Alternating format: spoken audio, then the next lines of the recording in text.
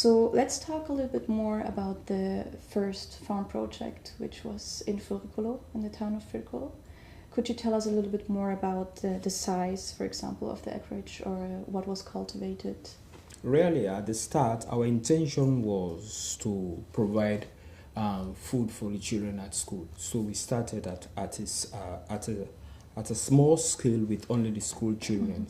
But we, from experience, we learned that it will not be possible to be able to sustain that. So we decided to get the parents involved in the whole exercise. So it became a community project. So we got the parents involved and the whole community got involved. So the whole exercise broadened up. So we find out that this is the answer the parents themselves should take part in the agricultural exercise. In this way, we start distributing to them tools, working tools of all types, with seeds of all types. So the whole area became a vegetable garden area. So at the moment, as I am talking, about 200 acres of land is being cultivated every year. In these 200 acres of land, for example, we have maize, cucumber, garden eggs, tomato, pepper, okra, cultivated annually. This is done annually, and in the rainy season, rice is cultivated on the swampland. Rice is also cultivated on the upland rice.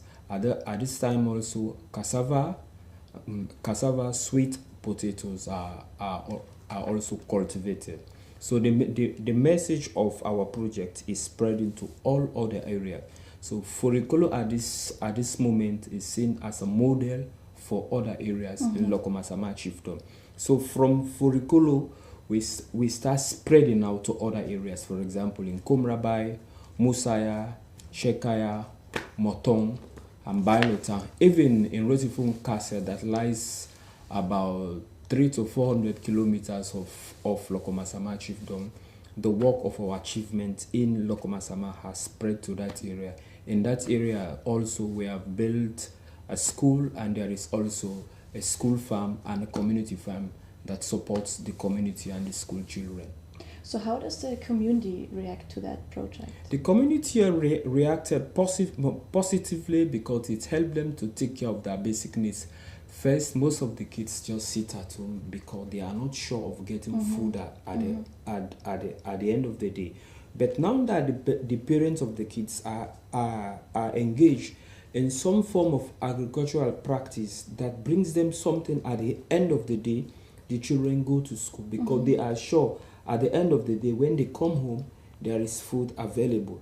And before they go home, before they go to school in the morning, their parents provide them with at least a breakfast, so they will not go to school on an empty stomach.